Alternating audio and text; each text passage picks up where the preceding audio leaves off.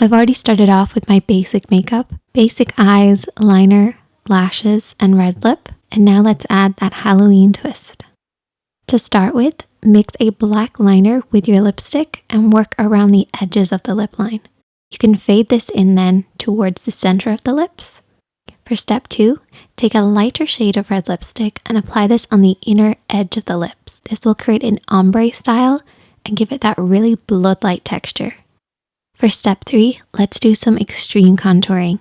Using grays or blacks or any dark tones, work this along the hollow of the cheeks and swing this down then across the mouth. This will create depth and shadow, and it's such a fun way to create a vampire style cheekbone. You can also use the same technique to go around the eye socket and create that really dead-like look. The final step is optional, but it does create a really nice twist.